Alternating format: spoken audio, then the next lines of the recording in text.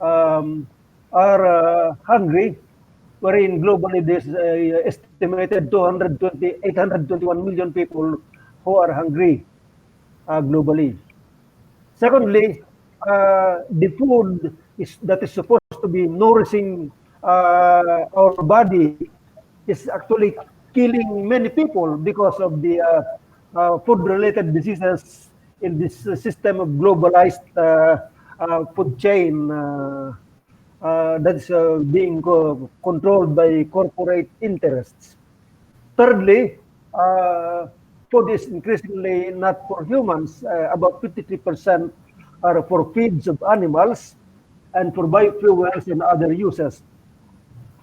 Food is also wasted in this globalized food systems, wherein about one-third estimate of the produced food on a annual basis is put into waste. That is equivalent in absolute numbers about 1.3 billion tons uh, of food per year that would be enough to feed 600 million people.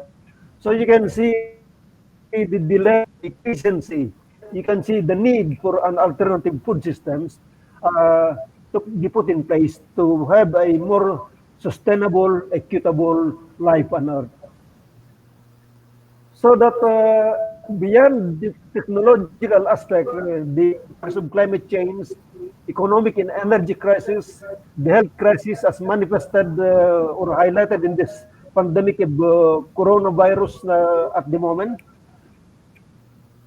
problems like biodiversity losses, soil and environmental degradation, lessness, corporate control, globalization, and name it, there are problems, and therefore it is imperative to have an alternative, and agroecology, I should say, sorry, can have and help address these problems in global food systems. Many of us have been working on different applications before. Organic farming, sustainable agriculture, economic regeneration, agriculture, regenerative agriculture, ecological agriculture.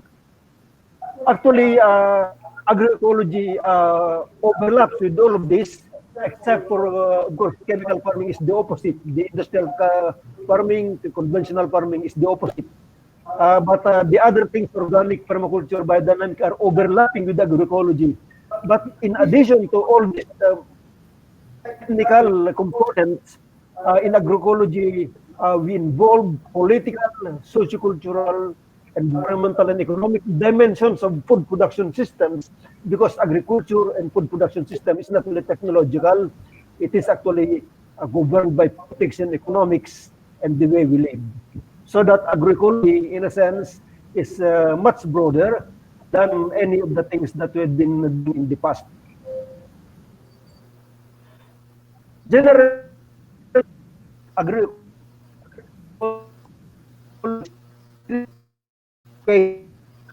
one, it can be a scientific research approach, because the initial scientific approach where reductionist science in agroecology, we want the holistic, we want the so-called postmodern science in this case, and so it is the systems approach perspective.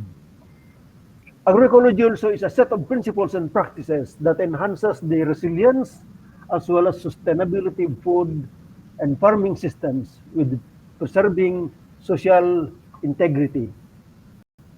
Agroecology also is a socio-political movement. Actually, the strongest political movement on agroecology is led by La Via Campesina at the moment. But there are so many also national, local initiatives.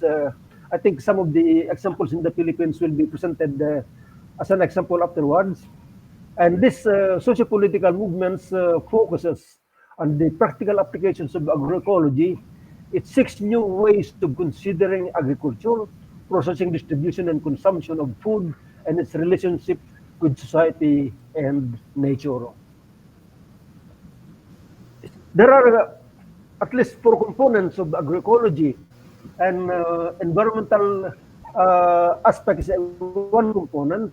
The principles of agroecology and the environmental components that it needs to enhance integration of various elements of agroecosystems.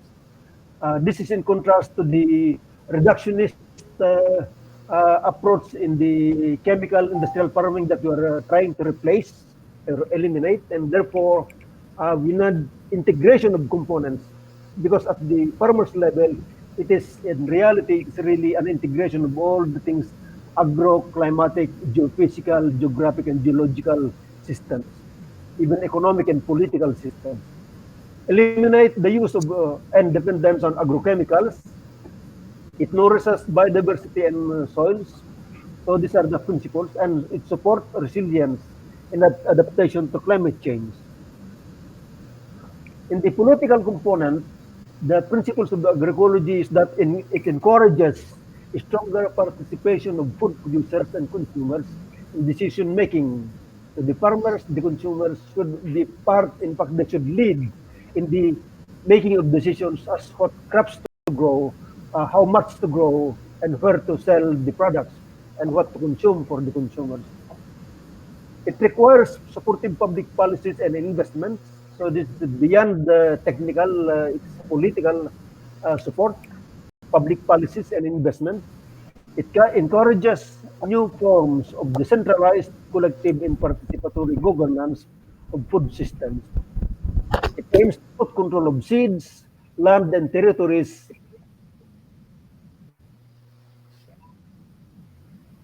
in the hands of the people, of the farmers.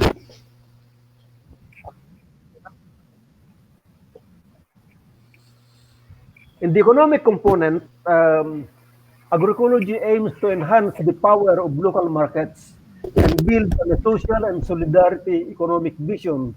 Take note that the globalized food systems is actually faltering at the moment.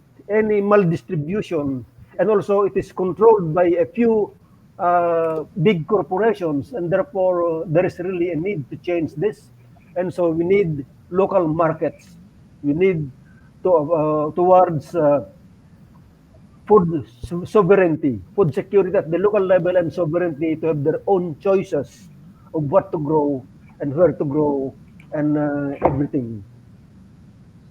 Agroecology also increases resilience through diversification of farm incomes and strengthens community autonomy. It promotes fair, short distribution webs, producers and consumers working together, so that there is the participatory aspect in the governance of food production systems in this case. In the socio-cultural component of agroecology, it encourages diversity and solidarity among people, encourages women and youth empowerment, including, of course, indigenous people. It promotes healthy diets and livelihoods. It strengthens food producers, local communities, culture, knowledge, spirituality.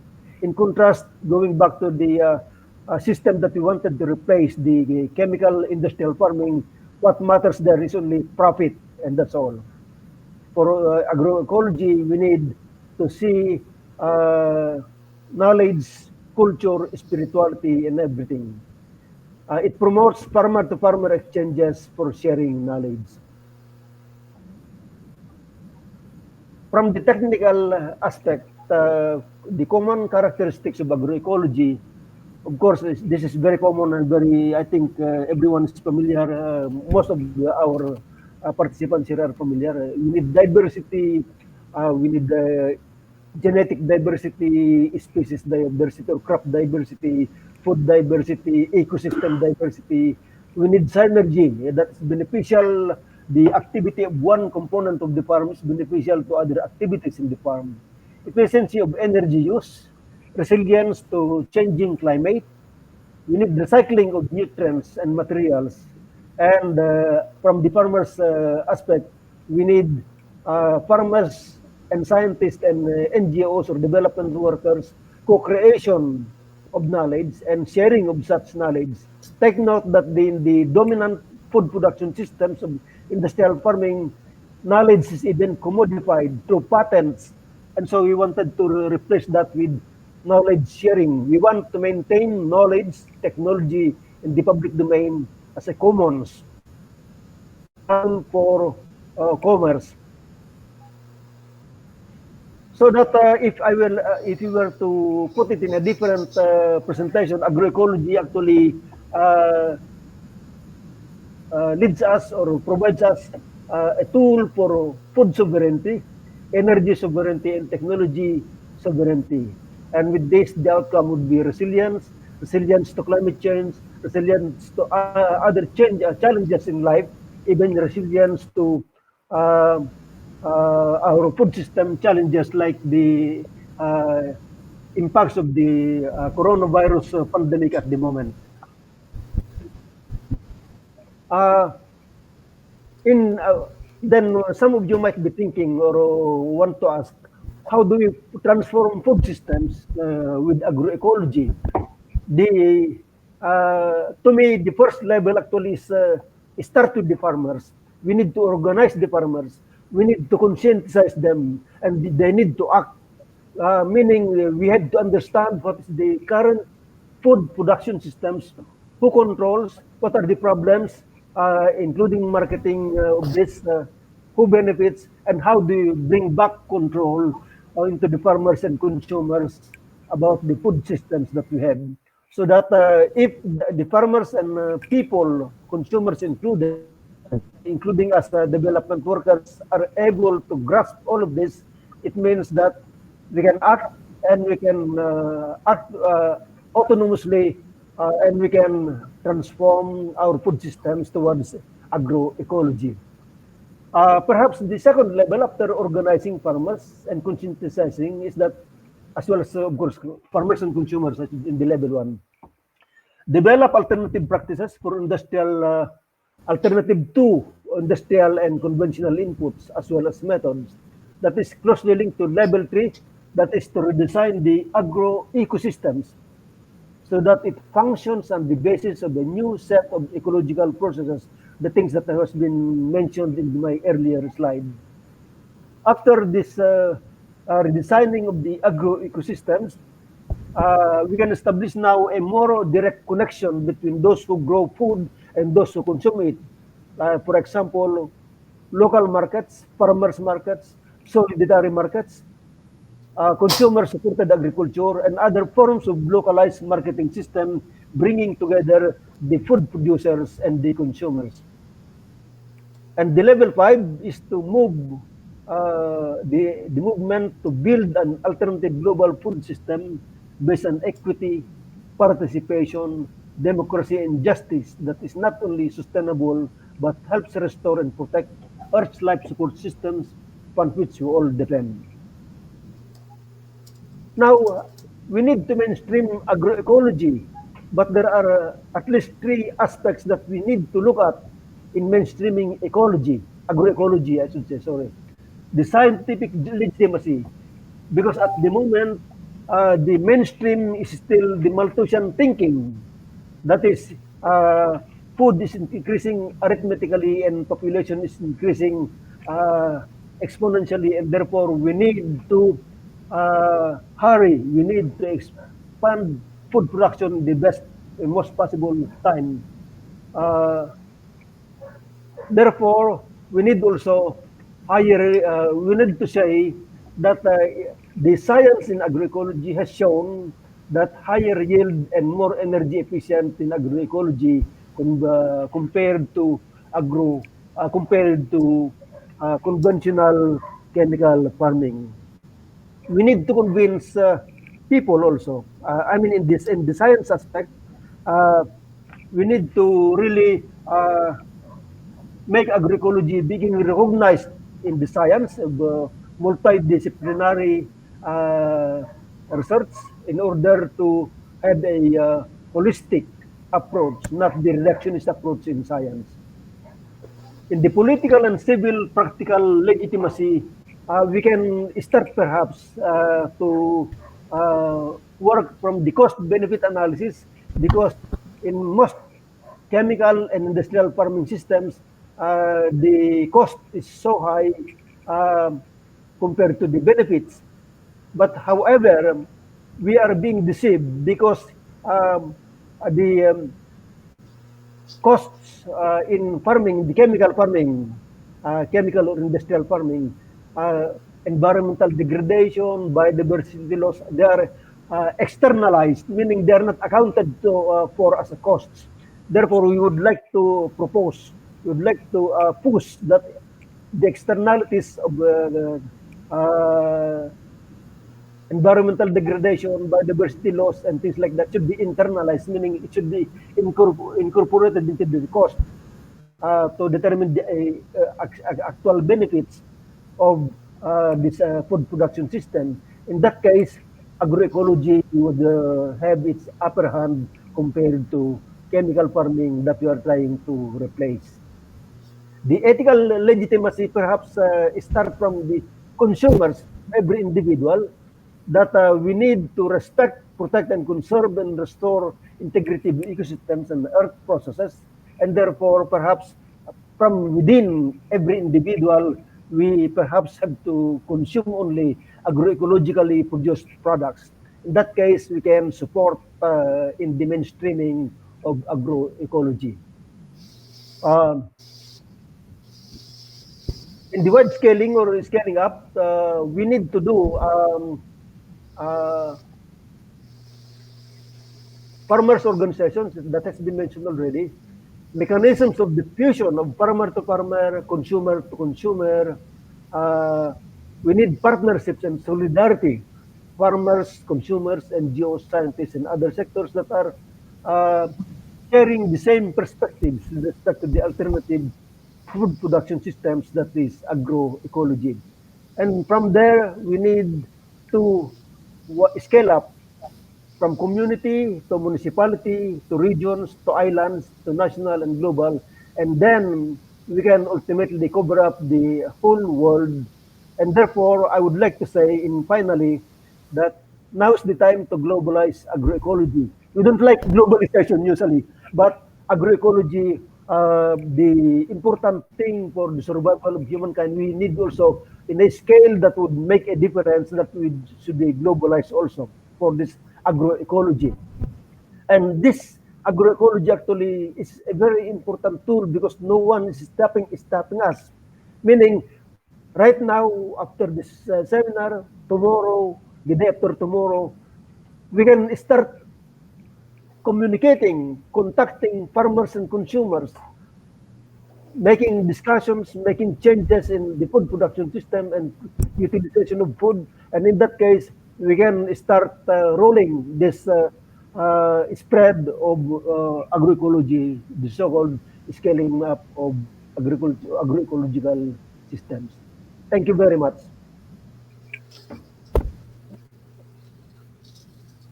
Thank you. Thank you very much, Doc Chito.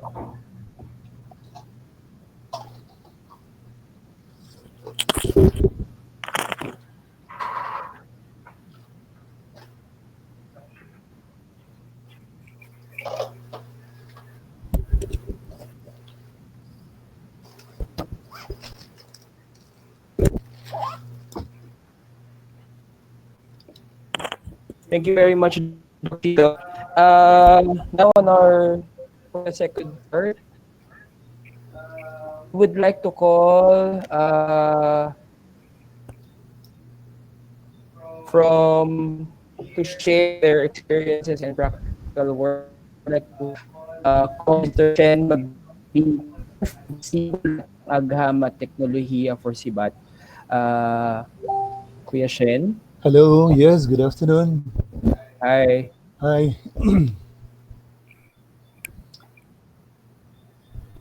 Hello, PJ. Yes. Should I start? Yes O po. yung PowerPoint, ano mo na, if possible. Okay, anyway, good afternoon to our audience, to our listeners. Okay, so this is the experience of SIBAT in promoting agroecology. SIBAT has been established in 1984 and it has been pioneering a community-based sustainable agriculture essentially to address food and income of small farmers. SIBAT has been working on cutting across all ecosystems like from the lowland to slopes to upland areas. So what we are going to share is the approach of SIBAT in promoting agroecology that was mentioned by Dr. Chito, particularly in uh, these times of the pandemic, where it is very hard for people to access food. So normally, SIBAT does a center-based demonstration of the various food production technologies uh, that's going to be disseminated to farmers. So in the context before the pandemic, so we have the phenomenon of climate change. So SIBAT has been trying to work out a production system, on an agroecological production system that seeks also to address food security, farmers' right to food, their capacities to produce their own food. So we tried to demonstrate certain technologies at the demonstration farm level. So here you can see an example of diversified vegetable production utilizing some of the appropriate technologies that we were using. Like for example, this one, the greenhouse technology and utilizing drip irrigation system. So this our farm is located at the Mangarita Organic Farm in Capas Tarlac, uh, where some of the effects of climate change has been severely felt. For example, in these areas, water will be very scarce during the dry season. So we tried to adopt drip irrigation system and at the same time put up a greenhouse system. So we grow different types of vegetables and we are trying also to grow vegetables that can be grown not only from the upland but also as well in the lowland area. So this is one example of growing cabbage, leafy vegetables. And this one is our example of growing organic onions. We have been subjected to a lot of toxic food. Like for example, onions has been subjected to glyphosate. So at Sibat's Mangrove, the organic farm, we tried to grow organic onions. This is being fertilized by different organic fertilizers and liquid fertilizers. So we were able to test this just last January, and we were able to have a good harvest. So it is very viable that, as what Dr. Tito had been mentioning, we can grow our own food. We can eliminate the use of hazardous chemicals and pesticides in growing our own food. And in this case, this could be easily adopted by our farmer constituencies. So from these demonstration centers, uh, some of the tested and viable technologies that has been demonstrated are being disseminated and applied and adapted to the farmer communities. So first and foremost, once we are demonstrating this in our demonstration farm, we also invite farmers. We do trainings on site by orienting and building the capacities of farmers on the skills and knowledge on how to apply agroecological technology in terms of producing our own food. So here, this is one example of the onions that I have been mentioning a while ago. And then, as Dr. Chito had been mentioning, diversity is the key. So you have fruit bearing, you have leafy vegetables, you have climbing vegetables like this ampalaya. So all spaces could be utilized in a given area to produce your own food. So we did not be limited to the scarcity of areas. But of course, in our communities, land access is very important. In this case, in our demonstration plan, so we demonstrated that every spaces could be utilized for food production in our areas. So here we are demonstrating organic food production coupled with the infrastructural requirements of production like water, greenhouses, biofertilizer processing centers, and so on and so forth. So from here, once farmers are oriented or has been uh, gaining knowledge and skills on how to apply organic techniques in food production, then they start applying this into the communities. This is one example of producing rice, utilizing the systems of rice intensification system. So a lot of the farmers have been benefiting already for the benefit of utilizing this type of technology where you can save water, but at the same time increase your production output. So as what Dr. Chito has been mentioned, the cost ratio of utilizing this kind of technologies is very beneficial to the farmers, both environmentally and economically, because in this case they will be using less. Of course, definitely they are not using chemical inputs, but they are using less chemical inputs. Once the soil gets to be healthy, rice will just grow. So we are also using here. It's very important to note that aside from good soil, we are also utilizing improved seed varieties. So SIBAT has been adopting, just like also other agroecological practitioners, utilizing improved seed varieties other than those being sold in the market commercially, which are normally hybrid. So again, on the picture you can see um, under a common production cluster utilizing a greenhouse, communities can grow together collectively their own food. Like for example, this one, the kangkong, the potato, and also, on top of this, while farmers are adapting these technologies, Sibat also keeps on monitoring and mentoring them as as they try to apply these certain technologies. For example, if you just train farmers once, they being used to chemical production system needs to be mentored, needs to be followed up also as well in terms of how are they applying the various techniques, agroecological techniques into production. So here some of our staff are monitoring them and also mentoring them in terms of preparing the soil for production, applying right amount of organic fertilizers and so on and so forth.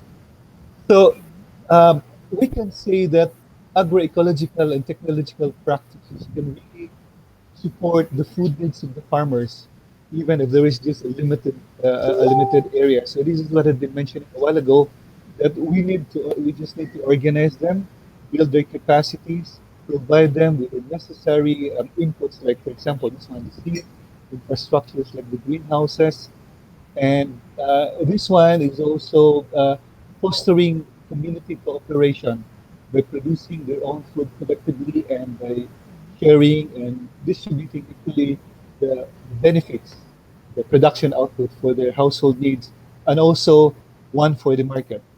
So if there are excess food that they have produced, so some of them um, can set aside some for the consumers, like for example this one, where some of the production clusters have been producing enough for the food needs of the community and for their income needs. They're also uh, organizing surplus produce for the market. And so CBAT, aside from the production technologies that it has been supporting to the farmers, has been also supporting forward links to the farmers by opening up markets, linking up to the markets, or even purchasing the produce and uh, retailing them to our potential consumers. So these are some of the experiences of CBAT as regards to agroecological practices uh, uh, being applied and being disseminated and promoted to our community. Thank you very much. Thank you very much, Shen Maglinte. To share another experience and practical work, may we call on Mr. Leo XL Fuentes. He's currently the regional coordinator for Mindanao, Masipag regional coordinator for Mindanao. So, XL. Yes, PJ. Please share the slide. Dear Okay. partners, friends, and fellow agroecology advocates, good afternoon, maayong hapon from Davao. So, allow us to share Masipag's experience on agroecology. No? Well, basically, Masipag is a national network of farmers, organization, scientists, and non-government organizations that focuses on improving the lives of our farmers. So, take we'll just wait for the slide. No? So we've been Masipag has been working with Lumad communities, farmer communities, no, here in Mindanao. And as a network, we've been working for the past 3 decades to improve the farmers' lives. So, following to what Doc Chito said earlier, we have in terms of agroecology, so we've been practicing diversification.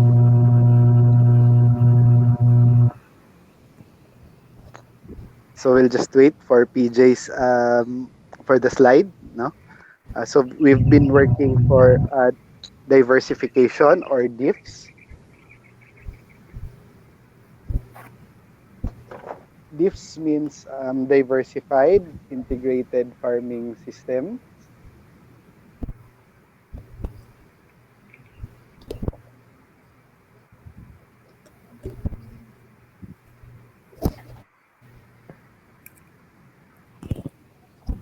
Hi, can you see the presentation? No. I-mute ko. IXL?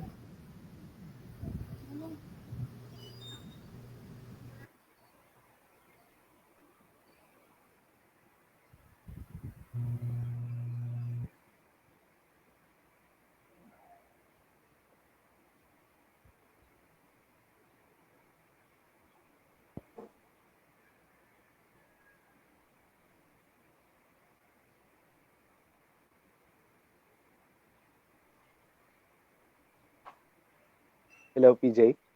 Hi. Uh, okay. Can you see the presentation? Not It, yet. not yet.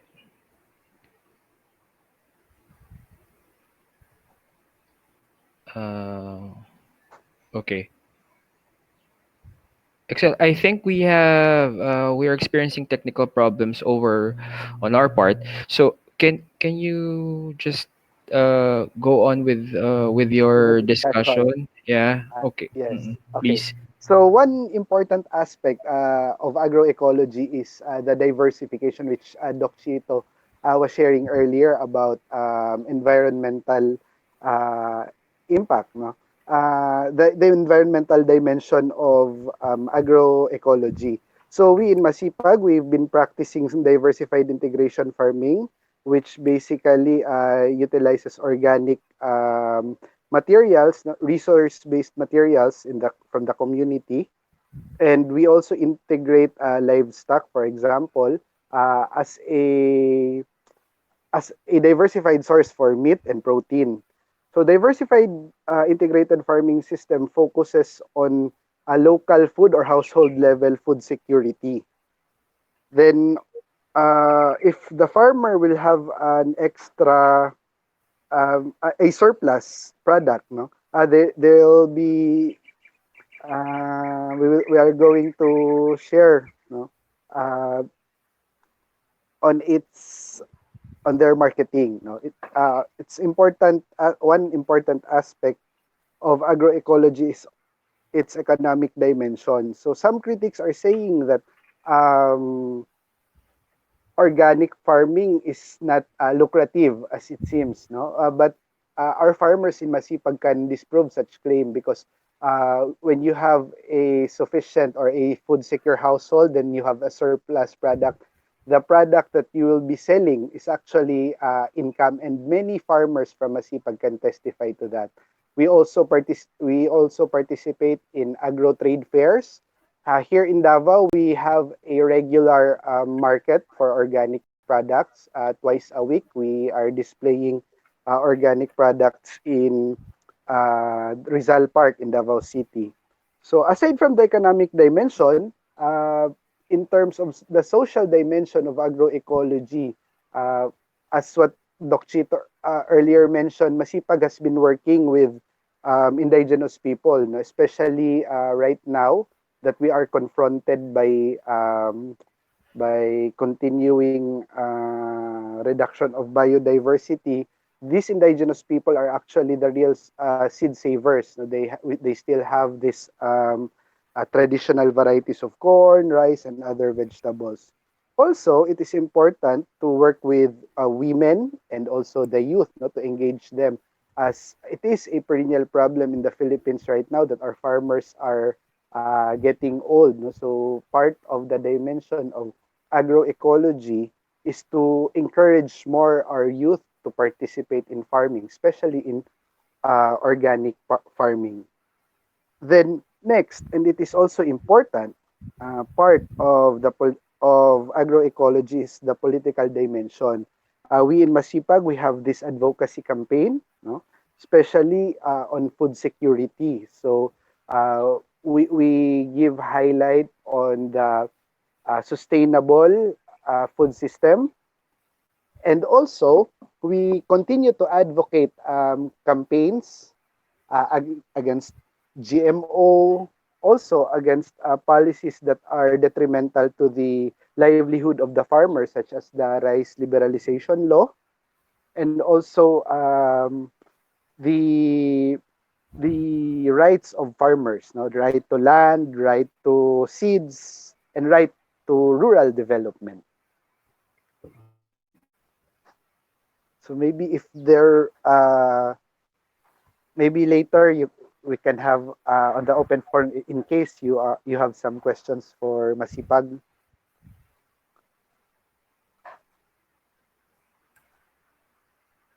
So, thank you very much, Excel.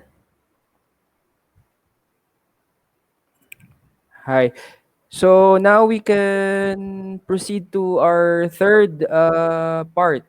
So may we call on from staff from Pesticide Action Network Asia Pacific and also a volunteer for from Save San Roque.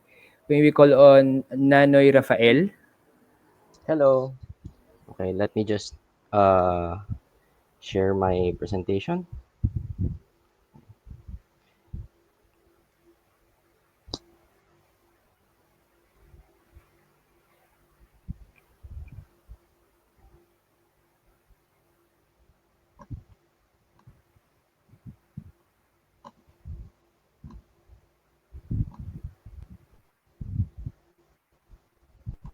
Okay. Can everyone see the presentation? You can see. Yes, Nanoy, you can see. Okay. Okay. Hello. I'm Nanoy. I'm from a staff of Pesticide Action Network Asia Pacific, and I'm also a volunteer of Save San Roque. No? Uh, this presentation is or maybe we can say it's tangentially related to agroecology, no, because it doesn't talk about agroecology per se. No, it I only have actually one slide that dedicated to agroecology, but I hope we can see how this current system of food production that we have uh, that is not based on agroecology exacerbates crises such as the COVID-19. So uh, I'm going to tell you the story about the urban poor's struggle against hunger. So that's Laban sa Gutom. No? It's specifically the urban poor area or the community of Sitio San Roque. So this is an aerial view of that area. It is quite a large amount of land, no? And at its peak, it used to be a 37-hectare urban poor community. It has been struggling against aggressive development, no, for almost a decade now. Actually, it's a decade this year, this coming August, no, because back in 2010, state forces and Ayala, no, a land developer in the Philippines, they tried to level the whole community, the whole 37 hectares, by using violence and aggression. No? So it was really violent, and the community had to defend itself by using barricades. No, so they regularly face threats of demolition, militarization, and harassment from state forces and Ayala land. And currently, it's home to around 6,000 families. At its peak, it used to be around 15,000 to 20,000 families. But because of constant demolition, harassment, etc., it's just it dwindled down to currently 6,000 families. No, with a family size of around an average of around 3 to 4 members per family. Based on the research of the community, based on its oral history, no, around the 1950s to 1960s, it it's the earliest known occupation of this area. It was originally a hill, and it was quarried by residents. So the residents of Sitio San Roque, they were the ones who actually made that land into a flat land, no? And by the 1970s, it was actually a productive farmland. There are actual people who are still living now. Some of them are community leaders who can attest to that, because back in the 70s and in the 80s, when they moved to San Roque, they were farmers of that land. And the main market of the closest main market of the city, which is Balintawak Market, uh, was actually sourcing from Sitio San Roque some of its produce. No? But because of aggressive development, particularly when the surrounding area were converted into malls, those farmlands eventually dwindled. No, and actually it was in the 1980s when SM North, it's a mall, no, SM North, when SM North was established and the community that was there were displaced, that Sitio San Roque became dense in terms of population and its farmlands dwindled. No? Uh, eh, the barangay in which SM North was built, it was called Barangay Pag-asa. In English, it's Hope. No, and because the residents there moved to San Roque, the barangay now, the name of the barangay is now called Barangay Bagong Pag-asa or New Hope. No? So it's quite ironic, no, and maybe fitting, because the long struggle against aggressive development is now being carried by this sitio, no. So up to the present, there's still land struggle with Ayala and NHA. So if you think about it, the history of this place is actually tied with the history of peasant struggle, land struggle, no? Because it was originally a farmland, you know, and because of the top-down notion of development, no, and the notion that cities should be filled with malls, buildings, etc. No, it became an unproductive land in terms of food, no. And not only that, if we look at the macro scale, so there's a huge impact of landlessness in terms of the reproduction of the urban poor, because Sitio San Roque is home to migrants from rural areas. So this map that I'm showing you now is actually a study conducted by the community itself, no, wherein they surveyed the community, the origin places of the residents, and from there we found out that most of the residents in Sitio San Roque came from rural areas that are plagued with landlessness, rampant land grabbing, and basically a lack of livelihood. So that's the reason why people flock to cities, and when they arrive in cities, they don't really have means to afford housing, because there's no affordable housing, uh, and and there's also a lack of opportunities, and therefore they become informal settlers. You know? But despite the lack of government support and welfare, or maybe we can even say due to the lack of government support and welfare, the residents have to fend for themselves. So they develop the whole place by themselves. If you visit Sitio San Roque now, you can see that the whole place is cemented. There are roads, there are electric lines, pipes for the water, and none of those were developed by government or big private corporations. The whole community was built and developed by the community itself.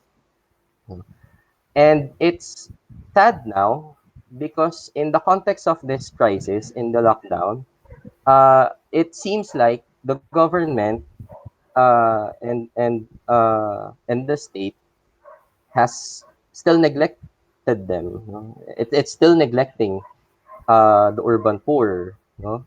So I'm going to share with you some anecdotes regarding what's happening now in this urban poor community in the context of COVID-19. Uh, just a quick context. Here in the Philippines, the government issued a community quarantine. It was an initial, if I'm not mistaken, it was an initial 7 days, and then the government announced an enhanced community quarantine for Luzon that would last for a month. It was urgent. I mean, it wasn't. The communities weren't prepared for its impact. Public transport was suspended, and then all jobs were put on hold because of the guidelines of this quarantine. That means that all construction and factory work were suspended, and then mobility was hampered. So the informal workers, which the community, uh, most of the community is comprised of informal workers. They couldn't find ways to work. The community is comprised of street vendors, ambulant vendors, uh, jeepney drivers, factory workers. All of these people suddenly didn't have jobs, and because they live in a precarious condition, a day's work or a day's salary, lacking a day's salary is very risky for them. Uh, a, missing a day's work, that means missing out on your food for the day, or any of your basic necessities for the day. So here's a story of one of the residents. So this is Kuya GL. He's one of the fortunate ones because he gets to keep his job. He works as a security guard in Valenzuela, so that's a couple of cities away from Quezon City. And because government suspended public transportation, he needed to find a way to get to his job. So he took a loan to buy a bike, and it takes him 3 hours to bike from Quezon City to Valenzuela, and another 3 hours to bike from Valenzuela back to Quezon City. And the reason why he does this is because if he stops his work, or if he stops working, his family won't get anything to eat. So he says that wala kaming pambili ng bigas. We won't have any means to buy rice, and that aid hasn't reached them yet. No, he's one of the more fortunate ones because he has an opportunity to still continue his job. Most of the people in San Roque, they have food security issues because most of them are being stopped from working. So the construction workers, even if they want to continue working, their company won't allow them to, and aid hasn't reached them yet. Uh, Sitio San Roque also has its own community market. And most of the community buys their food from there. But since the internal economy of San Roque is hampered because everyone stopped work, and all the informal workers now cannot work too. So they're also having a problem with their livelihood. Uh, in addition to that, because Balintawak Market, their source of goods is now highly policed and militarized. There's certain limits as to how you can buy and how many you can buy. They're having an issue with the flow of goods. They need to buy now in large amounts, because the police and the military is not allowing people to buy in small amounts, so they need to buy wholesale. And because the internal economy of San Roque is problematic right now, they're having a problem with that. You know, um, they're also having a problem with the prices because even though the government issued price freezes, the Balintawak market doesn't actually follow it. No, so it's not enforceable because the livelihood of the market sellers and also the producers of the food is being endangered by price freeze. No? And my last anecdote for this is the San Roque 21. So back in April 1, there were around 500 people who went out of San Roque because they heard a rumor that there was food aid coming. And because it was almost 2 weeks, no, that all jobs stopped and they had no relief from government, no welfare from government, no food aid from government. Those 500 people lined up for food, no, and because there was no food aid, it was only a rumor, no, but there was no food aid. They spoke to the media and they had improvised call outs or placards saying that we're hungry, no. Uh, and in response, no, the police actually arrested 21 of them, no, and it was not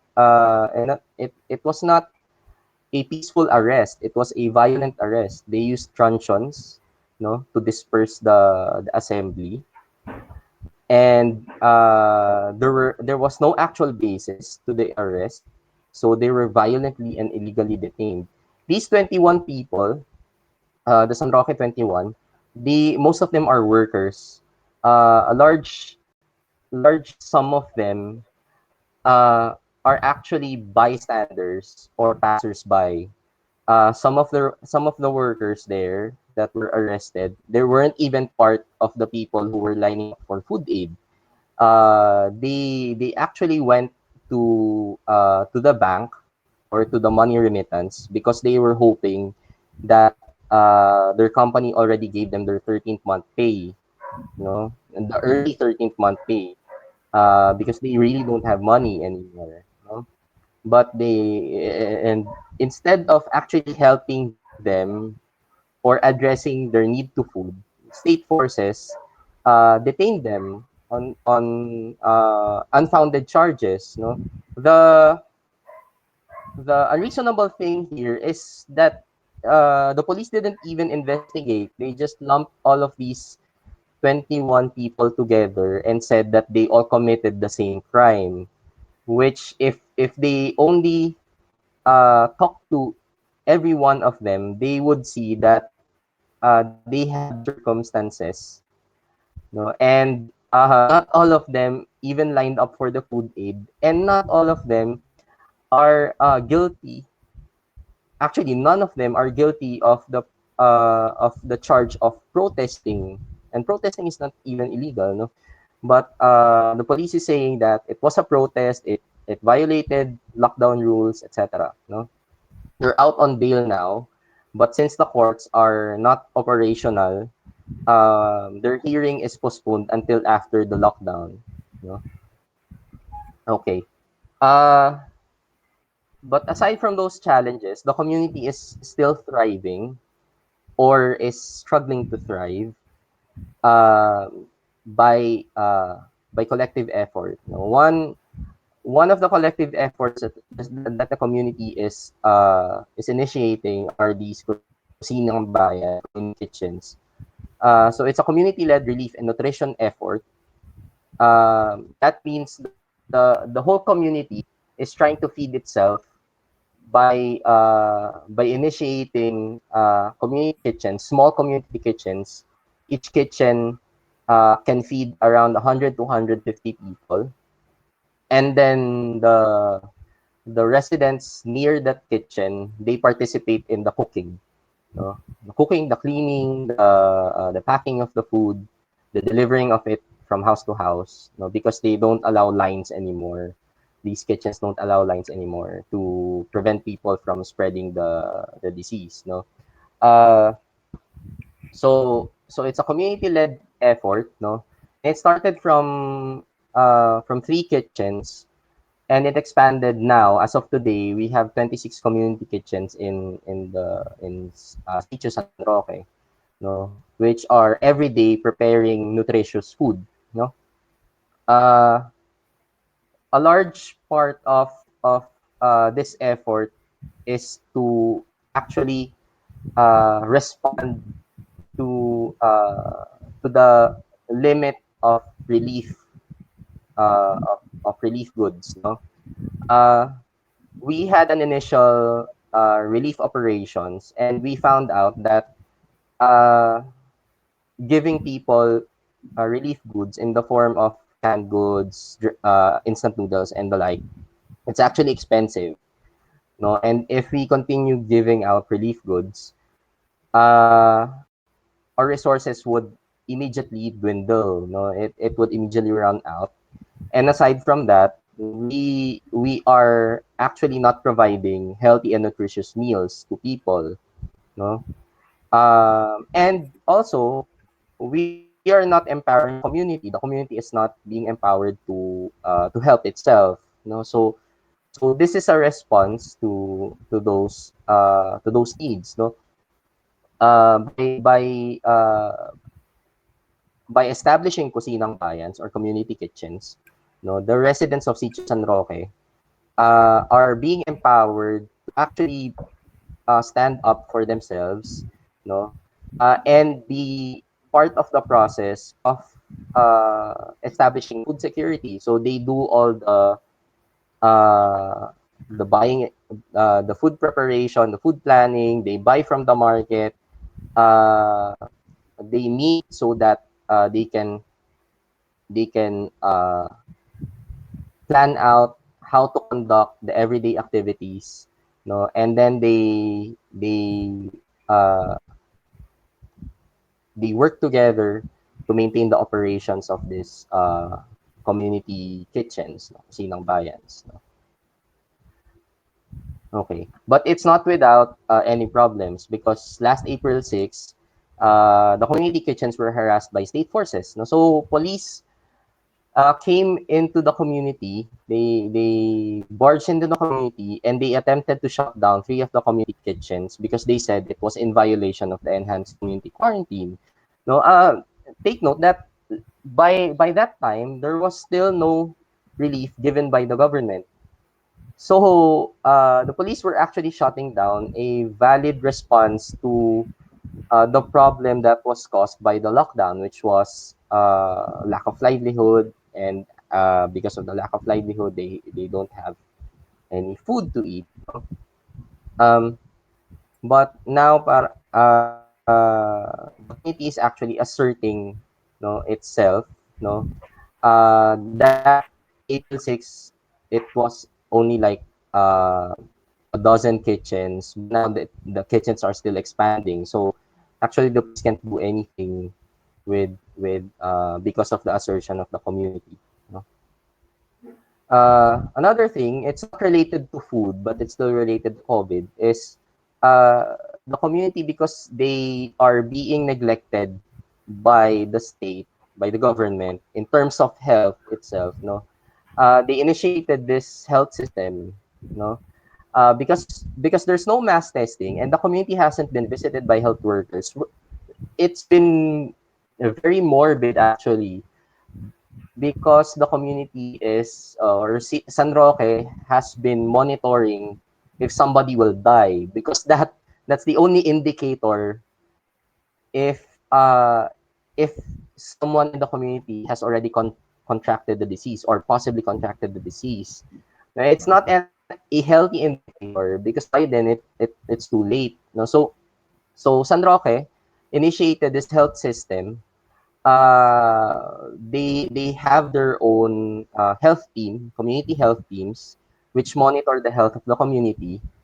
No, and they're also the ones who are developing IEC materials, lecturing the community members about COVID and what to do.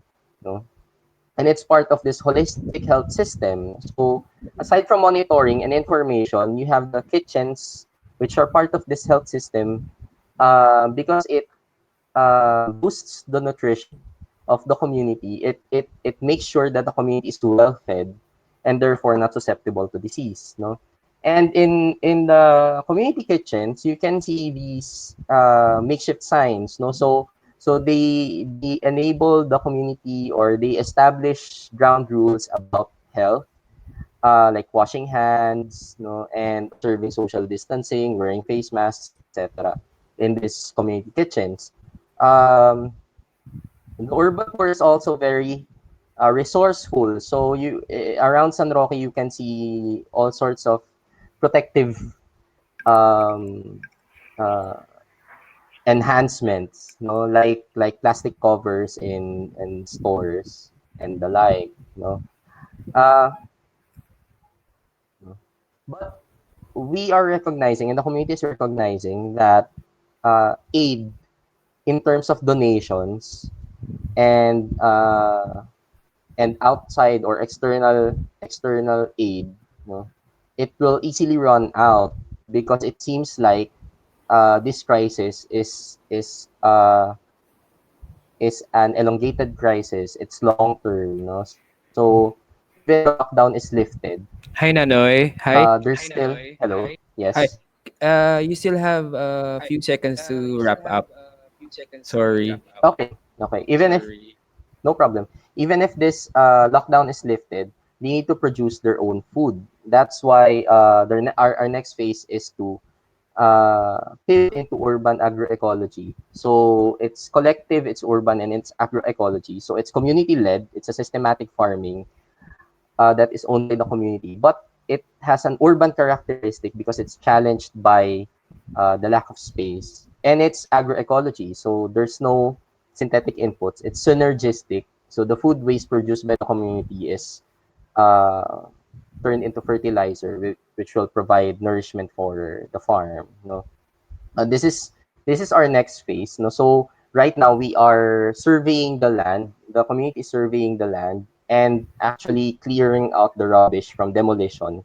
So out of the demolished houses, there will be farms. So it's actually hopeful and quite ironic actually. No, so I guess this will end my presentation. So the struggle of the urban poor against COVID-19 is actually a struggle against hunger and injustice. We need holistic scientific solutions and not militarized lockdowns. We need to focus on welfare and aid and not on enabling violence and repression. And we need to support food producers and workers and protect the rights of all people. You know? And just a quick promotion. So we have resources in PANAP. So just visit the PANAP website. No? So we have a handbook on agroecology. Um, and then if you want to contribute to helping San Roque, you can do so by visiting our social media pages. Thank you. Thank you very much, Nanoy. Okay. So for the last part of our webinar, we are now opening for an open discussion for everyone, for everybody. So for those who have questions, you can address it directly to the speaker. But first, let's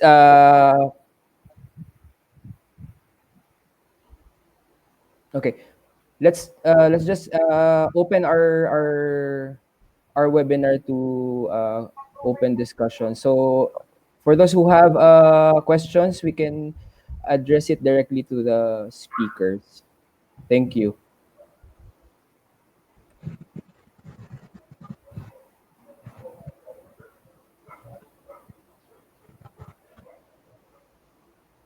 Okay, Miss Sok. Yes, this is addressed to the one who just presented on San Roque because I heard the group of San Roque are buying their food, their vegetables from the market. Is that correct? Are you not sourcing Yes. direct? Are you not sourcing it direct, say, to a trading post in Sariaya if you want to buy, for example, vegetables or fruits?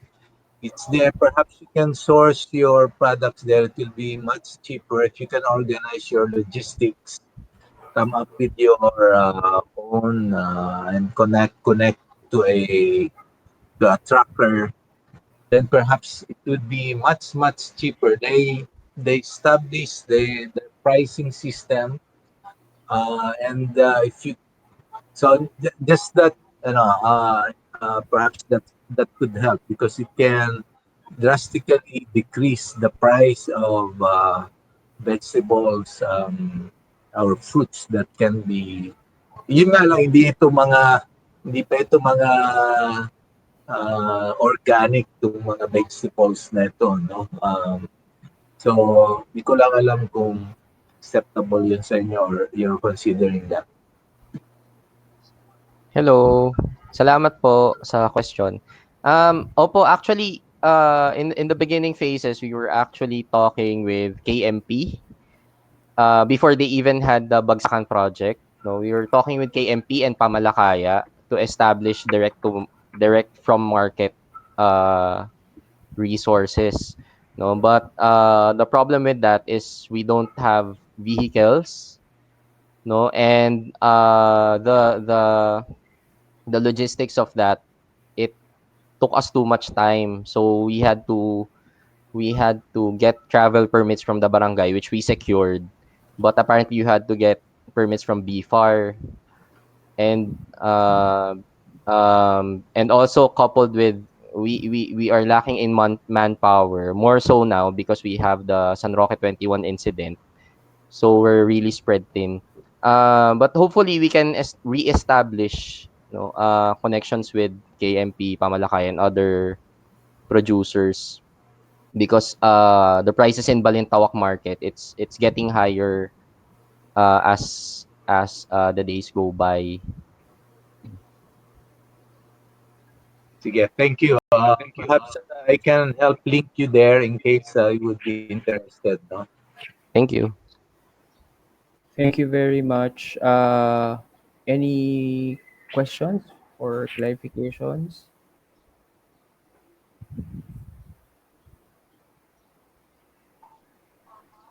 Hello, PJ.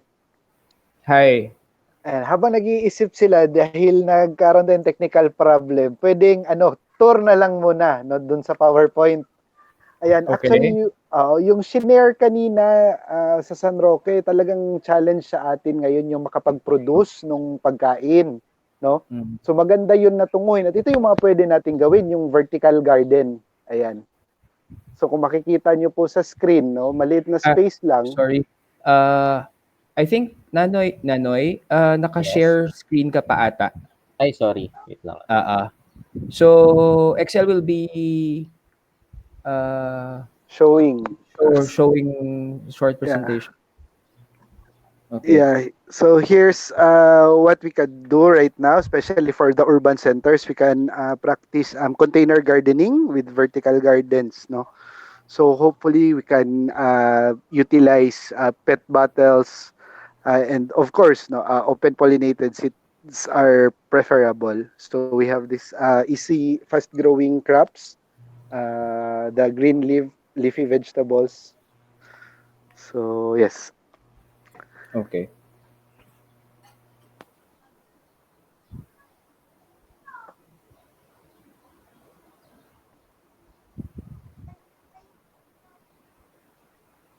So are there any questions?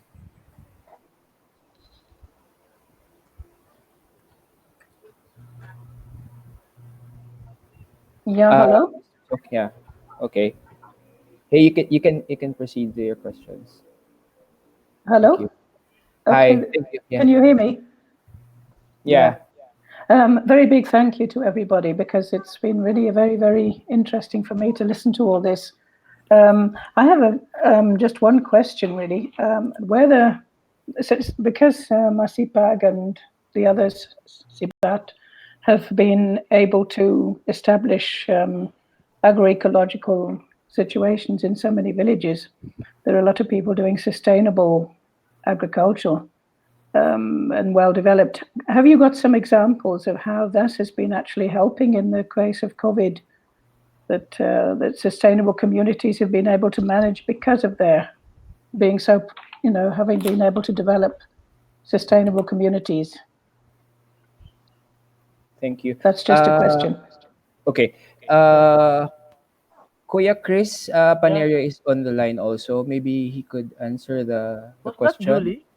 Was that Julie, the one who asked the question? Yeah, She I didn't. think She I think didn't. so. She didn't introduce herself. Yes. Okay. Yeah, that was me. Yeah. Okay. Okay, Julie, Kuya is that Chris. you?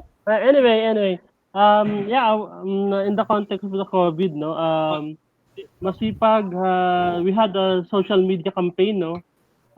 In terms of helping other members of the communities of people's organization. No? They are within the community. They are our Masipag POs are sharing their produce. Some of them have the surplus produce. Some of them they have shared freely, but some have sold their produce at a very low price, at a price competitive to the price of the local market. So in that way, we are some of our people's organization in Masipag were able to help other members of the communities that are affected by the lockdowns. Um, but in terms of rural urban in terms of helping the rural communities of Masipag, helping the urban poor. We have not yet done that, but before we had also some urban agriculture project that was implemented in Novaliches. And earlier, maybe last January, we were invited by an organization, uh, Habitats of Habitat. Humanity, invited us to conduct a training on urban agriculture. Um, in the future, we would want to help urban poor communities in terms of giving trainings on urban agriculture and also by providing seeds to urban poor communities who are interested with agroecology technologies within an urban setting. But since Masipag has been, of course, the urban concentration of urban poor families, no, in urban areas in city centers, it's because of lack of opportunities in the rural area. So the greater impact of Masipag is that uh, the development of the rural communities can really help ease the problem of many farmers or formerly farmers going to the city centers to find jobs. So what we are doing now is really creating opportunities at rural communities through agroecology. Also we have helped a lot in the Bungkalan in terms of giving trainings on agroecology and also providing seeds. Because Masipag is a national network and the Bungkalan initiative of the KMP and UMA and the National Federation of Sugar Workers in Negros, because we are a national network, we were able to help in the Bungkalan initiatives in Luzon, Visayas, and Mindanao. So maybe the other staff can also share, no, for especially the area coordinators because they've been helping in this regard in terms of helping rural communities in their Bungkalan initiatives. Thank you very much. Thank you. May we acknowledge Miss Yesha from PDG? She also have questions. Yes, Miss Yesha. Yes, actually Hi. nilagay ko yung question ko dun sa ano sa chat box. Kasi like for us in PDG, we believe that it's better to support the farmers with in their cultivation sa first cropping at saka yung sa seed materials nila because that would be more sustainable. And kaya lang kasi yung second and third cropping nila, yung second cropping medyo naka ano pa sila, harvest pa sila ng konti. Pero yung third cropping, wala na talaga dahil nga itong lockdown. Tsaka nag-failure talaga. So they don't have enough seed materials, especially mga vegetables and corn, para sana yung backyard nila, mas ma-maximize nila. So yun yung ano namin, yun yung sana gusto namin gawin. Yung bigyan sila ng mga seed, tsaka yung support while they cultivate their farms. I'm not sure if Masipag right now have sources of like vegetable seeds na pwede sanang ma-share sa mga farmers, especially sa Negros. Hello? Yeah. Okay, Excel. Oh, actually, in line doon sa program ng DA tungkol doon sa plant, pwede nating i-check doon sa mga regional offices like yung high value crops division nila. Sila yung namimigay ng libre na mga buto ngayon for vegetables.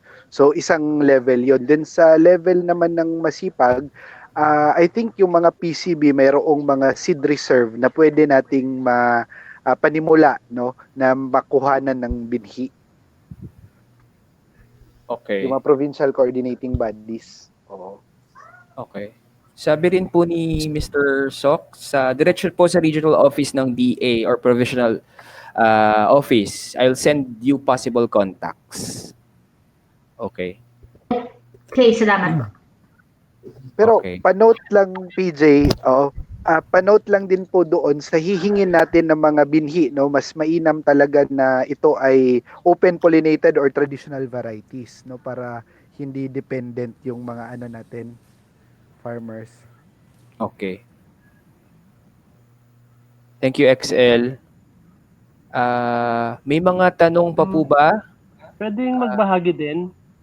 Okay, Kuya Chris. Tungkol dun sa pagmamahagi ng binhi. Ang hindi ko naman it's also good if we don't rely on commercial seeds, no, even if it's open pollinated varieties, because there are lots of planting materials that are readily available in the communities. For example, kamote, sweet potato, alugbati, malunggay,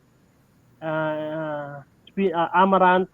These vegetables are native indigenous vegetables that are also very healthy and can really be planted by the farmers and easy to grow. Less than a month, the local gardeners can be able to harvest his or her produce using these indigenous vegetables. That's why although it's also good if we buy seeds, no, open pollinated varieties of seeds, but it's better if we source our seeds at masipag farmers who are already practicing diversified integrated farming system, because these planting materials or seed materials have already been planted or produced organically. Therefore, if you want to produce it in a more sustainable or organic manner, it can be it is already adapted to that production system. Unlike, of course, those commercial varieties, no, that we will buy, because I'm pretty sure that they have been produced in the conventional system. So it's best that we source our seeds locally, and these seeds are organically produced by our own farmers. Thank you. Thank you very much, Kuya Chris. Okay. Any more questions or sharing from anyone? Okay, from Mr. Sok. I agree with Chris about indigenous vegetables. Our issue really is how to access these organic indigenous seeds from the provinces farmers to the urban areas. May mga katanungan pa po at mga maibabahagi ang isa.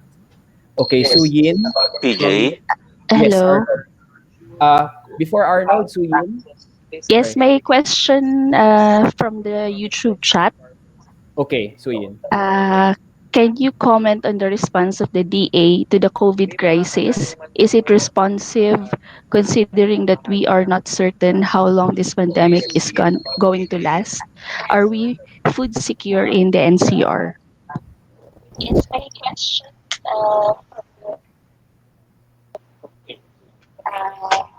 Hello. Paano ako magsula? Salita. Hello? Okay. Can I Yes, po. offer my Okay. one centavo observation? I think the Department of Agriculture's program of plant, which is a pattern about that build. To me, something like it's not a thinking policy because it's plant. What are the conditions? What are the requirements in making plant? So it should not be only plant.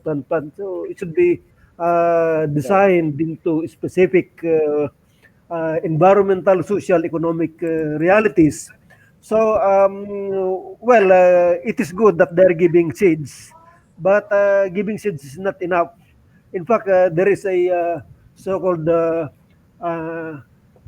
a bit of malfunctioning between government agencies because some agencies that are not even recognizing the permits of others or permits issued by other agencies, something like that. So there is a need to really enhance or improve the line of communication, the support systems. It's not only seeds also. It must be complete also. What are they have to see in urban areas? What are the materials needed? The farmers might have some used plastic containers, but maybe is there a if it the quarantine is prolonged, then maybe they should also provide some uh, organic fertilizers or meaning Medium. compost or soil, garden soils, and things like that. To me, my bias is being an largely vegetarian, but not totally. Is they should plant uh, this malunggay. It's easy to cultivate as long as there is sunlight. If there is just a small crevice in between cemented floor, they can stock a stem of malunggay. If there's sunlight there. It's a good thing. Secondly, the urban gardening, they should explore vacant spaces owned by the government, the so-called edible gardens, meaning instead of planting ornamentals, they should be planting food plants. But anyway, going back to that DA, they have done something, but what they have done to me is not enough. They have to provide more systems. In fact, what is also more important is perhaps DA to facilitate linkaging and networking between producers and consumers and facilitate the permits, not to be giving too much requirements in meeting permit, but for as long as they signify the interest, they should simplify and modify to make it more easy to get permits, and this should be protected, not being harassed at checkpoints. Uh, that is important. There is a projected shortfall if the quarantine is strengthened, or meaning is still to stay for some time. I think we are facing a potential deficit in food production, and that DA should step in into this thing. What they've given, in fact, was ridiculous, because I think in some places they gave support to farmers, but it's a loan, something like 5,000 pesos. It should be grant, and it should be uh, including many more dimensions, including marketing, production, marketing, and transportation. Thank you. Thank you, Doc Chito.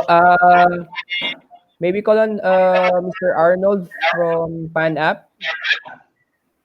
Uh, Yes, Arnold. just an additional point to regarding Julie's question earlier on how agroecology can be a practical tool, no, in this time of COVID. Nanay earlier was sharing about the collective urban gardening of the San Roque Urban Poor Community.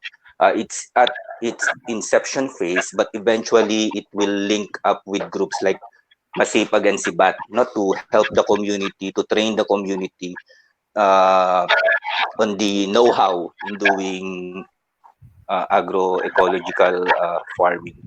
So that's to cite an example on how we can use agroecology. And then just an additional point also to the question on how food secure are we at this time of the crisis. Actually, not just in NCR but in the entire country. Because what the crisis is doing now is that it's exposing uh, the deep and fundamental and structural problems with our agricultural policies. No, look at our policy, for example, on liberalization of food, like rice. So now we are very insecure because suddenly our suppliers, like Cambodia, Vietnam, Thailand, they are restricting their exports. So if on the question of whether is the DA responsive enough, if of course Doc Chito has mentioned several very particular policies, but in addition to that, if you look at the policy signal, the overall level in relation to food, it seems that the government is not backing out, from its current bias of food importation, which with or without COVID puts us in a difficult situation for our food security, and especially now, because precisely of the pandemic. Thank you, Arnold. We have a question here from Ibon. What policy suggestion can we make for agroecology to concretely work for the millions of impoverished families affected by lockdown who have not received help? So, Mr. Chris Paneri would like to answer that question. Yep. Yeah. Of course, in general, agroecology is the way to go. No, we've known that for several years already. In the implementation of the more than 30 years implementation of agroecology by Masipag, it has been proven that farmers earn more and they are more healthy. They have a positive outlook of the future compared to their conventional counterparts. Of course, they are healthier, and of course, they are also contributing to the mitigation of climate change. So, in general, agroecology is really the way to move forward if we want really to survive in the next couple of years, no. And of course, policy issues that have been mentioned by Arnold. No? Arnold is I support that. No, of course, we need to repeal the rice liberalization law. Imagine something like 83 or 85 billion pesos have been lost, no, unrealized income by our rice farmers because the traders opted to buy imported cheaper and imported rice. No? Many among the 10,000 rice mills, according to Ibon, 3,000 have already closed shop. Imagine that, no? Imagine the another source of employment in the rural area is closing down, no, because of the rice liberalization program of the government. But in Masipag, we have seen that our rice farmers were able to dodge the effect of rice liberalization law because for the past 20 years, we have um, we have encouraged our farmers to really sell their products, our rice farmers to sell their products not as palay but as rice. And through the years, they were able to develop loyal customers who are buying their products because they are organic and there is value addition of and the consumers doesn't mind if he's buying he or she is the consumer is buying uh, organic rice a little bit higher or compared to the price is almost compared to conventional rice, no? And also, of course, we've been promoting diversified integrated farming system That's also very good in terms of food security, in terms of climate change resiliency and mitigation. Um, of course, uh, our direction and our focus on conservation and utilization of indigenous varieties, not only in vegetables, not only in rice, but also in animals, will also have a positive impact uh, in the years to come. No? For example, one PO of Masipag, they earned lots of additional income from using indigenous hogs instead of the conventional hogs promoted by the Department of Agriculture, and they're focusing on roasted pig or lechon de leche. No? These are organic at the same time indigenous hogs, and also in terms of our rice, we've given out, or we have some of our people's organization are operating rice mills, and they are still operational right now, even with the rice tariffication law. It just underscores the importance of what we've been doing. That it is the marketing is localized, therefore there is less food miles, and it is really based on the needs of the local people. Imagine no, a local community, local Masipag community that are selling rice. They don't buy synthetic chemical fertilizer or pesticides, and they are producing their own rice and selling their surplus outside. That's real development. That is our contribution, long-term contribution of Masipag in terms of the implementation of genuine agrarian reform and also genuine rural development, because something like around 100 people's organization of Masipag are now into local marketing and processing.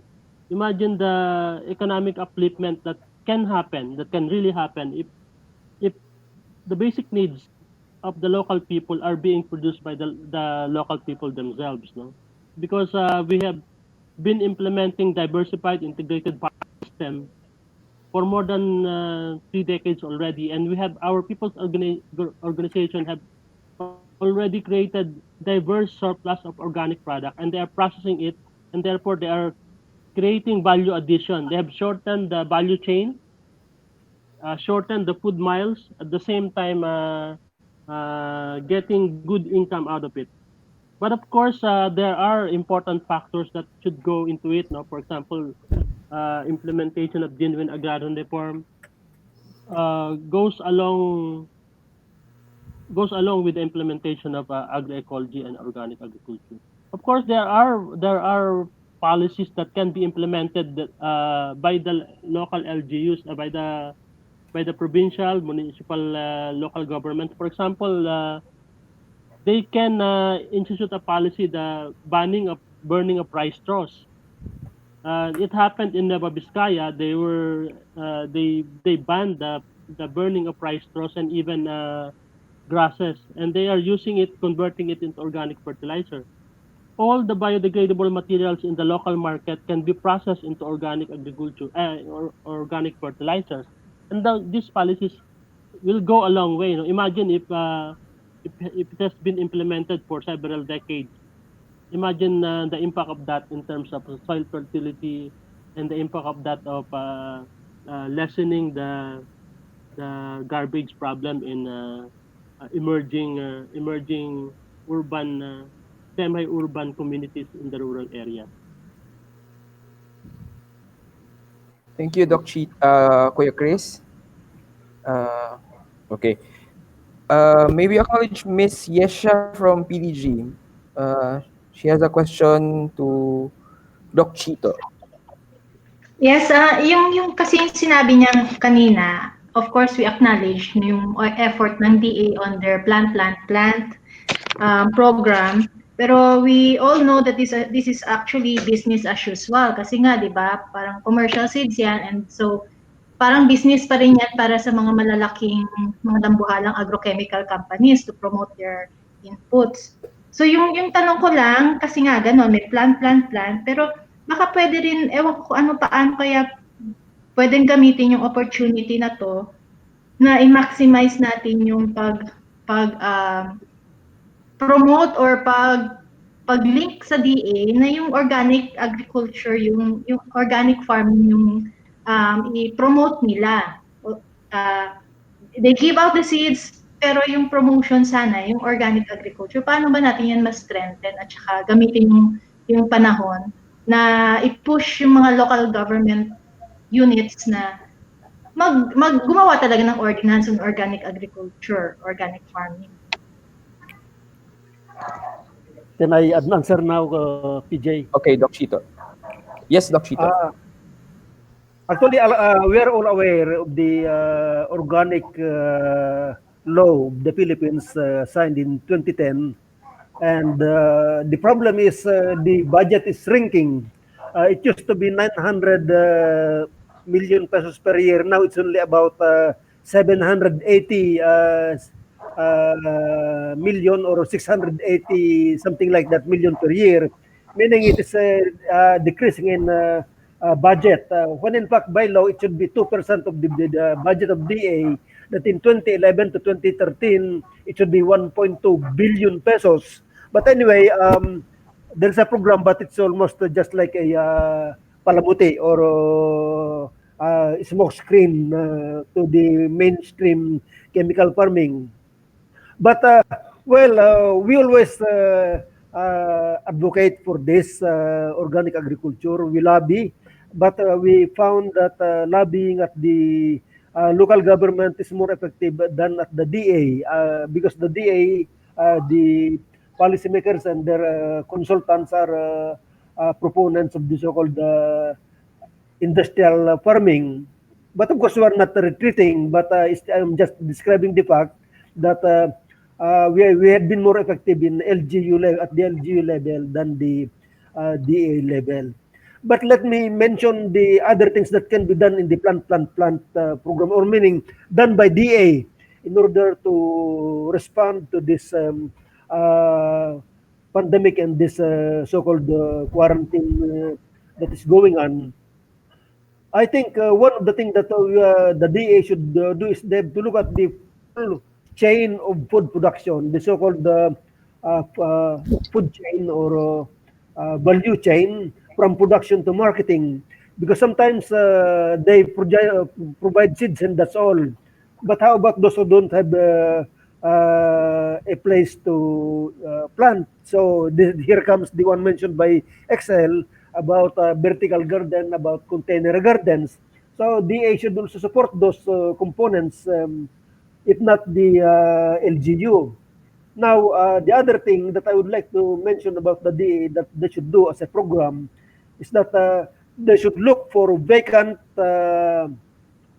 urban land, and the DA should be the guarantor that they should that this vacant land, the government or even private, if guaranteed by DA that the people who cultivate will not get it, they will return it when it is needed to be used by urban poor and those who wanted to do some urban gardening. But DA should be the guarantor and should be the main agency to look for this urban land area that are vacant to be planted. Instead, what the DA was saying was more on the opposite, and trying to plant vacant indigenous people's land when in fact these indigenous people land are also productive. So again, it is twisted because maybe what is in the mind of DA is to be used for plantation crops again. So it is not good for small scale farmers as well as not good for the indigenous people. Another program that the DA should consider is to buy farmers' products. And they should make a mechanism of work between the Department of Agriculture and the LGU to buy local food produced and then distribute it into the cities. And this needs a mechanism of work that can be developed in black and white, meaning written program between DA and LGUs. The kind of products, the volume, and then they have to match it into the buyers somewhere else in the urban setting. There are some small things like being done there, but not yet enough. They need to mainstream the role of DA in such mechanism of work between DA and LGU to buy local products of small scale farmers in the provinces. Another thing is that we have to look at this situation now beyond lockdown, because we hope that the lockdown will be lifted anytime soon, but that will not be the end of the program of food production. There should be a sustained system of linkaging and networking, distribution systems of productions as well as products into groups of consumers. The DA's role should be there. The point is, it has, as it has been mentioned a while ago, that's if they're basking on policies only of trade liberalization that is not favorable for us Filipinos.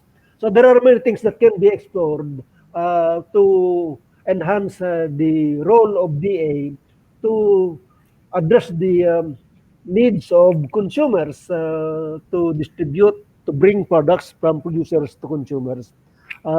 Let me close my input by saying that yes, with respect to the organic products, we need to still make the organic program bigger. We need more lobbying, but in addition to that, of course, is that we need really to address the needs immediately of food needs, and in that case, um, organic or not, people need to eat food. But in the long term, in the more normal situation, of course, we need to enhance organic production systems. Thank you. Thank you, Doc Chito. I think Miss Manga from KMP would like to share or include some comments regarding the Yes, discussion. hello. Hello, Hi, everyone. Manga. I'm really enjoying this webinar, one of the best. First of Okay, all, Manga. I would like to say that I agree with what Doc Chito said and what Arnold said. And the DA and the Department of Agriculture should stop actually land conversion programs and should focus on developing a more sustainable agriculture. Right now, DA claims that they have distributed almost all of their target beneficiaries. But when you look at the target, it is actually very low. And another thing is that we've been looking for actual stories from the ground, from our farmers in the regions who have really received the 5,000 to 8,000 support. There are none. And actually, when you look at the response of DA, most of these projects are what they have promised even before the COVID happened. And now they're saying that this is their response to this emergency. Another thing also is concerning the Kadiwa. What we noticed is that only those among the cooperatives that they support, or what they call exhibitors, most of these are middlemen or rich farmers who only buys from small farmers at a very low price. And in fact, we have farmers community who have also been selling their produce at a very low price to these exhibitors. What is clear is that this current food system is not pandemic ready. Even the farms where we get our vegetables for the Bagsakan market is now feared to not to be able to sustain because of many factors. They are threatened and harassed while in the fields.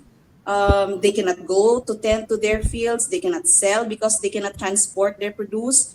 We tried to devise a way to bring the produce to Manila or to the cities, but the permits we secured is now not recognized due to the recent arrest of our volunteers.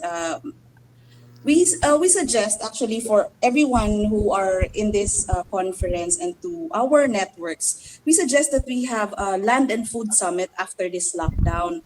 I think we should gather all our experiences under the COVID and present this as a manifesto demanding the government to really support a program on agroecology. we believe agroecology is the way to go, especially if we can do it within the within the genuine agrarian reform. And so it is best to push agroecology as a movement. So yeah, our experiences from the region tells us that we have to secure, we have to really go into a different food system other than what we have right now. And so thank you everyone for all the inputs and the knowledge you have given us today. And we hope that you can be with us. And we thank you, Masipag, for all your support to the Bongkalan project of KMP. Yeah.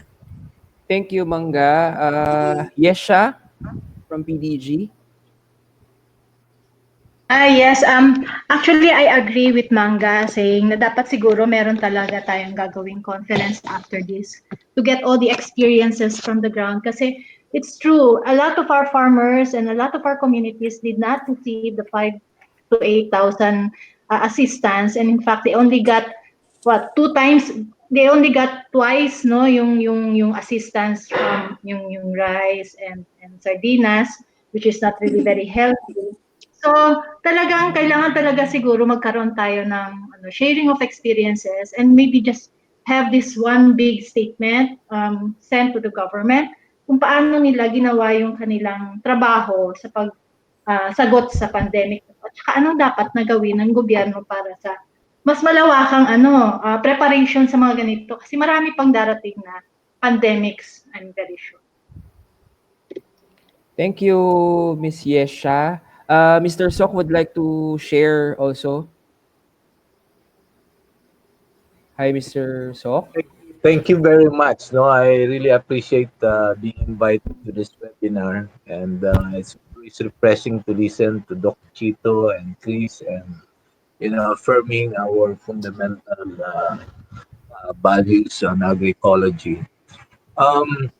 Yung isang reflection natin dito sa COVID was that while we are starting to be better organized in the rural areas, no, we're building up agri-cooperatives who have capabilities to even deliver direct to consumers, though it's still very insignificant in terms of magnitude, no?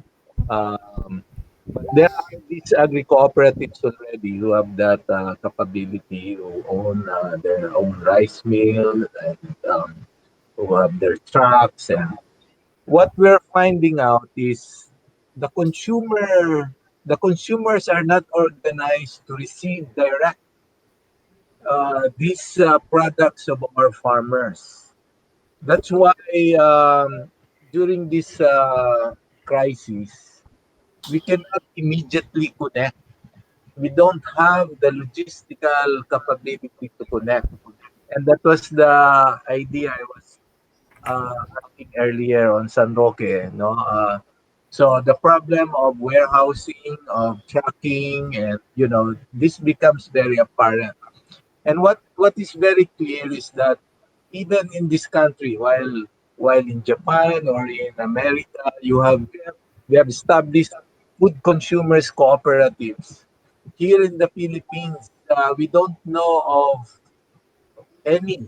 Perhaps mayroon kayong kilala pero wala akong ganong alam tungkol sa mga food consumers cooperatives na directly linked sa mga agri-cooperatives natin or farmers organizations. What's happening now, yung home delivery system is taken care of by several entrepreneurs, private entrepreneurs, and we don't have cooperatives of consumers doing this. No, yung which is the most appropriate system now, what we call home delivery system. Which is now prevalent, no, in Japan's food cooperatives. They do this year 2000 pa, trend na nila patungo dyan, and they're best prepared to access the products of the farmers direct sa mga homeowners, no? Um, so wala tayong ganito pang scheme dito sa Philippines. Um, the 18,000 operating cooperatives that we have, uh, most of these are largely savings and loan cooperatives. Many of them are based also in urban centers. Perhaps there's a chance there that we can transform them into food co-ops later. But and then the homeowners associations possibly pwede rin maging food consumers cooperatives who can possibly directly link to our farmers organizations and cooperatives. But mukhang may malaking trabaho tayo roon. May malaking trabaho ang kailangan gawin as a social movement, no? How we can help transform existing institutions in the urban centers into food cooperatives. So yun lang gusto kong mai-share. Maraming salamat, Mr. Sok. Okay. So, okay. Comment from Raquel Ignacio. Yes, plant sounds ridiculous. They only provide seeds in Quezon City, not in other cities in NCR. So yes, I guess we only have two more questions before we end our webinar. Are there any more questions or comments or things to share? Okay, Mr. Pascual. Oh, okay. Okay, thank you. Thank you. PJ? PJ? Yes, Miss Shen. Okay, Kuya Shen. Yung i-share ko lang yung nabanggit kanina tungkol dun sa food production sa rural areas at yung tandem ng DA tsaka yung LGU in relation to utilizing mga vacant lots for food production. Actually, dun sa experience namin sa Kapas, sinubukan ito ni then Governor Yap. Maraming mga vacant lots tapos nakipag-ugnayan siya sa amin paano ito i-develop towards organic food production.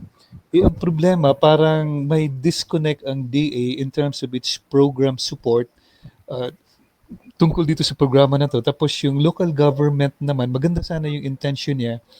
Kaso lang, ang problema niya, uh, yung mga napiling magbubungkal dito ay hindi organized. Tapos at the same time, ito yung nagiging pitfalls. Yung kung tumaas man yung production, yung support niya sa marketing which is supposedly provided by the local government or provided ng local DA ay parang absent siya doon. So parang hindi siya masusundan. Maganda sana to kasi sa kanayunan kasi natin, may mga smallholders, may mga medium-sized landholders, meron talagang mga walang mga lupa. So ito na sana yung mas magandang uh, opportunity nila na where they can produce and they can earn at the same time. So ang isang napansin namin dito, most of the people or most of the farmers are willing to produce. Mukhang kailangan lang talagang kailangan lang talagang ma-convert into consumption yung kanilang na-produce kasi hindi nila masusustain to. Yung mga farmers na nasa karating ng mga baryo na tinitrain ng SIBAT, nagsusustain sila doon kasi merong mga local markets na ino-organize which is nagiging regular where we can deliver to produce and convert that into cash incomes. Mukhang sa tingin namin, mukhang kailangan talaga natin itong support na ito. Ngayon, ang problema sa local naman, pag i-compete mo yung organic towards conventional market, produce, yung presyo kasi doon nagkakatalo. Kaya halimbawa yung organize ng provincial capital ng Kapas, nag-organize sana ng outlet for organic produce doon sa capital, hindi makausad-usad yung kanilang revenues kasi natatapatan talaga ng di hamak mas murang mga produkto ng mga chemical So siguro yung isang maganda yung sinabi ni Mangga kanina, baka pagkatapos nitong lockdown na to, magkaroon siguro talaga ng summit at i-present talaga sa mga DA o sa LGUs yung isang policy track kung saan susuportahan yung production at the same time yung consumption distribution sa local area in terms of promotion or policy track doon para yung mga tao magpapatronize. Sa ngayon, kasalukuyan, yung DA, halimbawa sa Region 3, sa namimili ng mga produkto para i-distribute sana. At nagsusog kami na sana bilhin yung mga produkto ng mga farmers, lalo na yung mga organic producers ng mga vegetables na natitrain natin. Yung isang problema nila, minsan yung presyo kasi natin ayaw naman nilang baratin ng gusto instead of despite sa lockdown ngayon kasi may subsidy naman sila kaso lang binitiwan din nila kasi kasi prohibitive daw yung price natin binaba na nga natin yung price para dun sa pag-contribute dun sa support sa kanila so parang binitiwan pa rin nila so parang ito siguro yung isang mga dapat titingnan nila tapos yung sa hindi rin natin maiwasan na yung consumption doon sa urban areas kasi kulang na ng support talaga sila sa organically grown food. Mas maganda nga talaga yung sinabi ni Sok. Matagal na rin itong iniisip kung sana talagang may ma-organize na na marketing. Siguro bawat sector na lang siguro kung sa urban poor, meron talagang i-organize na parang cooperative na mag-distribute ng mga pagkain para sa kanila or to utilize urban food production. May mga small parcels kasi sa urban area na pwedeng magamit. At sabi nga nito Chito kanina, pwede yan. Subukan namin yung makipag-negotiate sa landowner habang hindi pa ginagamit yung lupa. Problema, pag gagamitin ninyo yung lupa, mawawala na naman yan. So this could be a part and parcel of how are we going to utilize access to land in the urban areas kahit para magamit lang sa production ng mga supplemental food kahit hindi tayo makapagpatubo ng rice or corn as basic staple pero kahit yung ibang mga diversified vegetables malaking bagay na yun so ito yung siguro isa sa mga kailangang pagtuunan rin ng pansin pa sige salamat yun lang yung na-share namin experience sa Tarlac.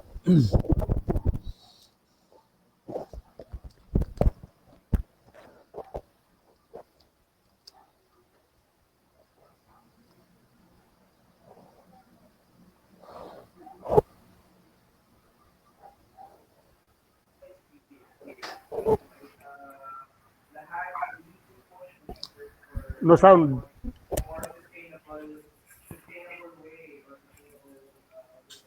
Walang sound. Meron, Doc Chit. Meron. Go ahead po.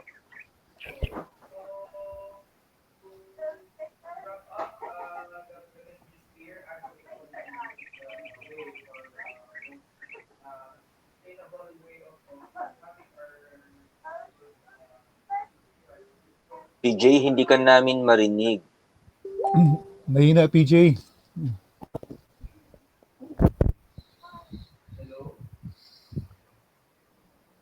Mahina, PJ.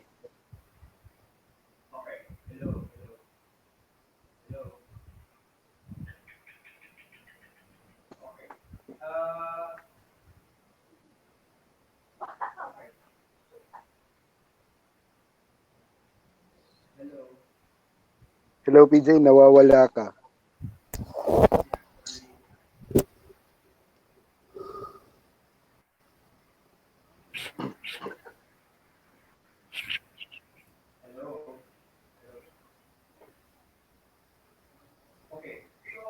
One thing is clear, agroecology is the way for us to be food secured. So, may mga malinaw na proposal sa ating mga kasama na nag-participate.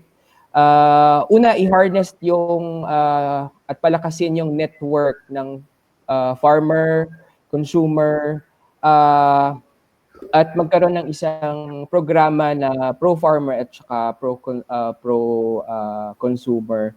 So, isa rin clear sa ating pinag-usapan is maglunsad ng food summit at para ma-share lahat ng mga experiences na dinanas natin dito sa COVID pandemic na ito.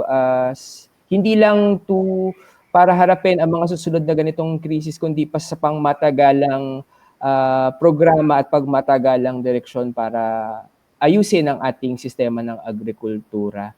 So, yun po. Maraming salamat po sa lahat. Thank you very much for everyone. On behalf of Masipag, Magsasaka Scientifico para sa Pag-unlad ng Agrikultura, Pesticide Action Network, Asia Pacific, SIBAT, Synergy for Sustainable Development, at sa lahat ng mga nag-participate, magandang hapon po sa inyong lahat at We are expecting everybody to be part and continue to organize and to continue to mobilize everyone to fight against this crisis, against this lahat ng problema natin sa sistema ng agrikultura para makamit ang food security. So maraming salamat po sa inyong lahat at asahan po namin kayo sa mga susunod pa nating mga webinars at talakayan. So mabuhay po. Mabuhay. Salamat, PJ. Salamat. Thank you. Thank you. Bye-bye. Bye. Thank you. Salamat, everyone. Salamat. Encourage Wala everybody ba to daw open